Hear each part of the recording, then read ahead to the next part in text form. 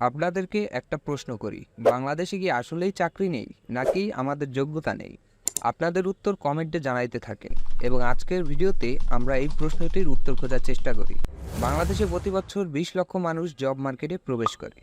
বাংলাদেশ উন্নয়ন গবেষণা প্রতিষ্ঠান BIDS এর 2021 সালের এক জরিপ মতে জাতীয় বিশ্ববিদ্যালয়ের আওতাধীন কলেজসমূহ থেকে পাশ করা স্নাতক ডিগ্রিধারী শিক্ষার্থীদের মধ্যে 66% বেকার, 21% শিক্ষার্থীর চাকরি এবং বাকিরা ব্যবসা বা অন্যান্য পর্যায়ে আছে।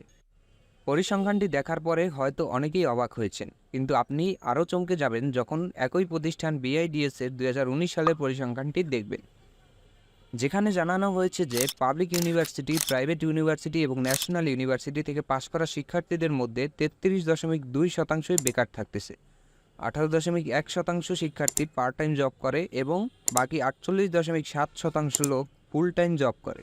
চাকরি প্রত্যাশী শিক্ষার্থীদের কাছে আমাদের দেশের মিডিয়াগুলো এই নিয়ে বিভিন্ন সময়ে প্রশ্ন করলে তাদের মধ্যে এক ধরনের মিশ্র প্রতিক্রিয়া দেখা যায়। কেউ কেউ বলে চাকরি পেতে মামা চাচার জোর থাকা লাগে, কিছু লোক বলে যোগ্যতা থাকা লাগে, তাদের একাংশ বলে যোগ্যতার সাথে সাথে ভালো নেটওয়ার্কিং থাকতে হয়। এমনকি কিছু লোকজন এমনও কথা বলেছে যে চাকরি পেতে নাকি ভালো চেহারা থাকা লাগে। চাকরির বাজারে এই দুর্দশার কারণ বিশ্লেষণ করতে গিয়ে BBC নিউজের একটা প্রতিবেদন খুঁজে পেলাম, যেখানে BIDS এর senior research fellow doctor Minhaj Mahmud বলেন যে শ্রমবাজারে দক্ষতা এবং চাহিদা পূরণে আমাদের দেশের শিক্ষার্থীরা ব্যর্থ হয়, যেটা হতে পারে শিক্ষা ব্যবস্থা কিংবা সুযোগ সুবিধার অভাবে। একদিকে যেমন চাকরির সুযোগ তৈরি হচ্ছে কম, অপরদিকে যতটুকু তৈরি হচ্ছে তা কাজে লাগাতে ব্যর্থ হচ্ছে শিক্ষার্থীরা। 2000 সালের দিকে বাংলাদেশে বেকারত্বের হার ছিল 4.3%, যেটা 2016-17 সালের দিকে এসে দাঁড়ায় 4.2%।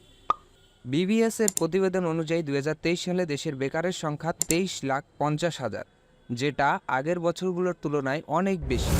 ভিডিওটি এতক্ষণ ধরে দেখার পর আপনারা বাংলাদেশের বেকারত্ব সমস্যা সম্পর্কে জানলেন, এর কিছু কিছু কারণ সম্পর্কেও জানলেন। এইবার এইগুলো থেকে প্রথমে করা প্রশ্নটির উত্তর খোঁজার পালা।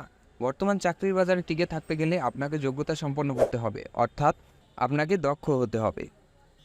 সাথে সাথে আপনাকে হতে হবে স্মার্ট, সাথে কমিউনিকেশন দক্ষতাও থাকতে হবে।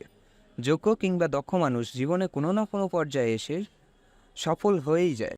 পরিশেষে মূল বিষয় এটাই যে আমাদের যোগ্যতা নেই বিধায় বেশিরভাগ সময়ে আমরা চাকরি পাই না। আপনি যদি চাকরি প্রত্যাশীদের মধ্যে একজন হয়ে থাকেন, চাকরি না পেয়ে যদি আপনিও হতাশ হয়ে থাকেন, তাহলে আমাদের সমাজ ব্যবস্থা কিংবা চাকরির বাজারে ঘটে যাওয়া দুর্নীতি বা করাপশনকে দায়ী করার আগে একটু থামুন এবং নিজেকে প্রশ্ন করুন, আপনি যে চাকরিটা না পেয়ে হতাশ, আপনি কি সেই চাকরিটার জন্য যোগ্য ছিলেন? আপনি কি আপনার কমিউনিকেশন দক্ষতা ব্যবহার করে তাদেরকে, অর্থাৎ নিয়োগদাতাদেরকে বোঝাতে পেরেছিলেন যে আপনি এই চাকরির যোগ্য? চাকরির বাজারে করাপশন সম্পর্কে আমাদের সকলেরই জানা, কিন্তু তারপরেও দিন শেষে আমরাও এর জন্য কিছুটা হলেও দায়ী। শেষ করব আজকের ভিডিও, তবে দক্ষতা অর্জনের মাধ্যমে আমরা ভবিষ্যৎ যুগের সাথে তাল মিলিয়ে চলতে পারব। সাম্প্রতিক সময়ে আমরা অটোমেশন এবং AI এর যুগে প্রবেশ করেছি, যেটা ভবিষ্যতে আরও ভয়াবহ আকার ধারণ করবে। এই অটোমেশনের যুগে টিকে থাকতে হলে আপনাকে অবশ্যই অনেক বেশি দক্ষ হতে হবে, অনেক বেশি যোগ্যতা সম্পন্ন হতে হবে। ভিডিওটি ভালো লাগলে চ্যানেলটি সাবস্ক্রাইব করে রাখুন। দেখা হবে পরবর্তী কোনো ভিডিওতে জীবনের জটিল সমস্যা সমাধান নিয়ে।